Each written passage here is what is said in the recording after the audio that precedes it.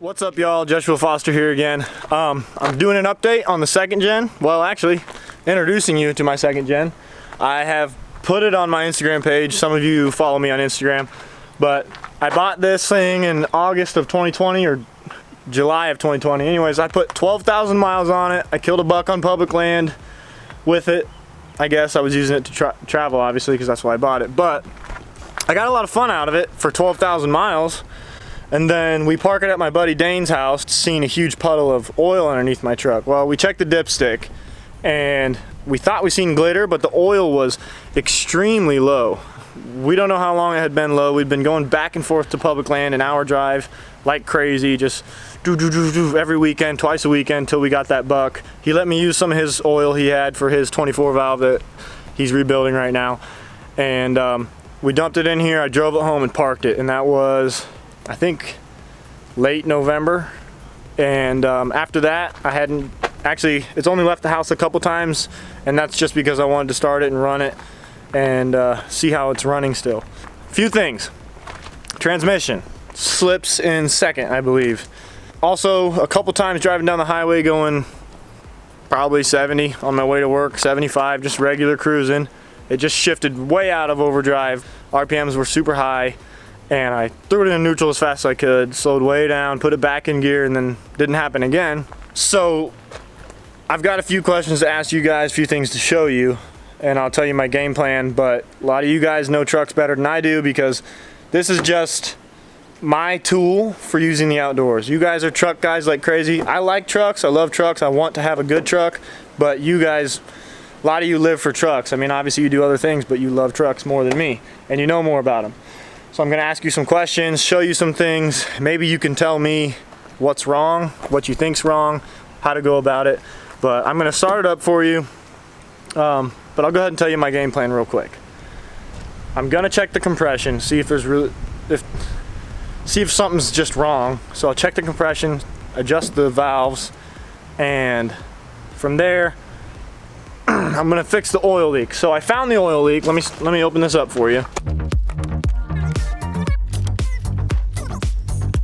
Alright, so if any of you know what a tappet cover is, it's behind the lift pump or P pump or whatever this is.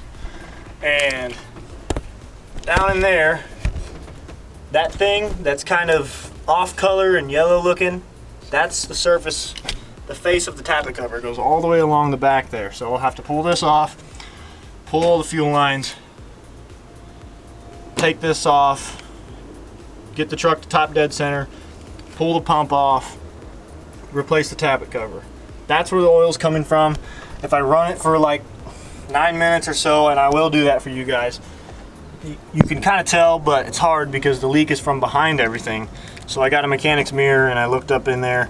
It's coming out above my oil pressure sensor, and the only place I can think was either that oil feed line for the fuel pump or the tappet cover, because anything else over here just bolts to the side of the motor, no oil running through it. So it's definitely almost certain that it's the tappet cover.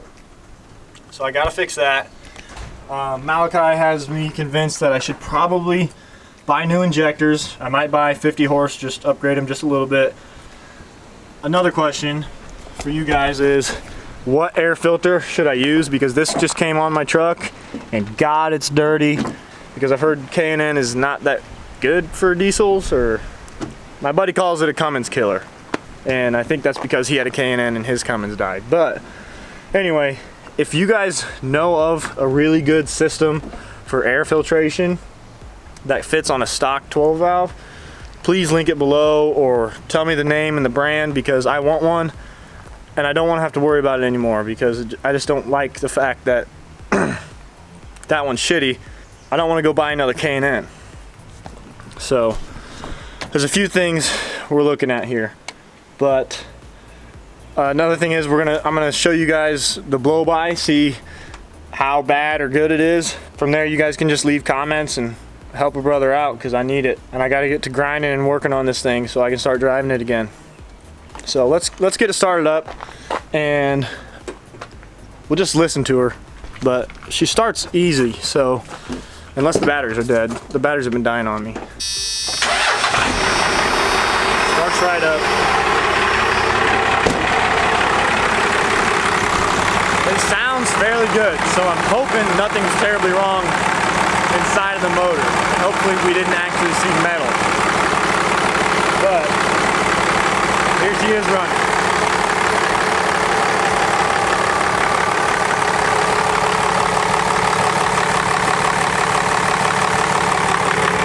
While we're waiting for the oil to leak, which is unfortunate, I'll just give you a tour of the truck. So it's 4x4, 1996, 2500. I bought it with 184,000 miles, I believe. Fairly rust-free. It's not rust-free, but it's fairly clean. I paid $7 grand for it, knowing he rebuilt the transmission, or according to him, he did. And on the way home, it started slipping. It didn't slip the whole test drive, but on the way home, it started slipping. And I feel like I have a good enough truck, the frame is solid enough that if something's terribly wrong with it, I can put money into it, fix it up, and make it a solid fishing and hunting rig. My plan is to try to have it ready by September, hopefully a little before, with a built tranny and at least a solid running motor. And I want to take it out to Colorado and do a DIY elk hunt with a bow. And this truck with the cap, I know a lot of you guys aren't fans of caps, but this thing has been a lifesaver. I mean, all my hunting gear all season, I can throw it in here. It's like having a shed on the back of your truck. My plan is to maybe turn this into a little cab, put a cot on the side for me, whatever else I need in here, and maybe a roof rack if I can figure out if there's even a roof rack for these things, for a spare tire, coolers to travel and collect meat with. But anyway, so that's the truck. I'll show you the inside. It's super filthy. It's exactly how I left it in November. It's extended cab. Honestly, love the amount of space. I got blueprints back here from my job. I'm currently a superintendent for Quality Crafted Homes. It's a decent job, not super physical and not a lot of exertion, so when I get home I have energy to do other things like go work out or go fishing, and you know, I had the energy anyways, but it's a lot easier now. Yeah, so sweet truck, really. Dash is in good condition. Aftermarket radio. There's subs under the seat. I unhooked them because they kept shorting out on me and acting funny, and I think they were killing my battery.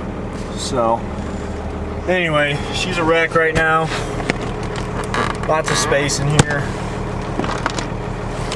but I really want to get her cleaned up and get her working really well.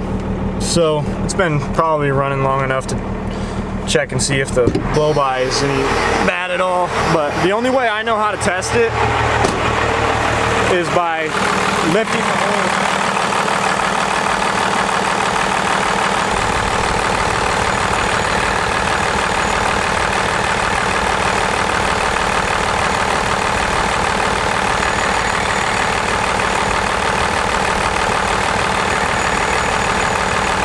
So I think that's a good sign. I have seen trucks, I don't know if you can hear me, but I have seen trucks that take the oil fill cap off, the cap will bounce around, and I guess that's a telltale sign if it's bad blow-by. Obviously, there's a blow-by tube off the side of the tappet cover that I don't have that going underneath my truck right now, but when I replace all that, I'll deal with it then. But anyway, we'll let this run for a little bit. So the oil leaks down from the side of the motor onto that and drips down onto the carburetor.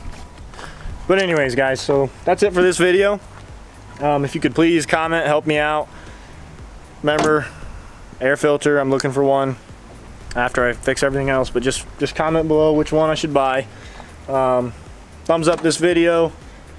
Share it if your friends might know what's going on. The oil right now doesn't have any glitter on it because it's new, and maybe we didn't see it. Maybe it was just the way we saw it in the dark with the flashlight. So tappet cover's leaking. Not sure how hard that's going to be for me to replace. I'll watch some videos on it. But this is my hunting and fishing rig, and I'm desperate without it. I mean, I've got the Chevy over there, the red one. I sold it to my dad when I bought the first gen, but I can't keep driving his truck, and I'm desperate to get this thing fixed. The lights and everything work on this. It's just a less of a pain in my rear to drive this around with a boat trailer, because obviously when you have a boat, you need your lights on the trailer to work and everything, and just all the way around, this truck is a good truck, I believe, but it's got problems. And since I paid $7,000 for it, I'm willing to put in a little bit more and fix it, because if I just dump it for $4,000 or whatever, then I'm not gonna be able to find a nicer truck once this one's fixed for $4,000. So if I can fix it, that'll be awesome. But anyways guys, that's it for this video. Make sure you like the video, subscribe to the channel, share the video, show your friends, ask them questions, help me out. I really appreciate it. You guys are awesome, and I'll catch you in the next one.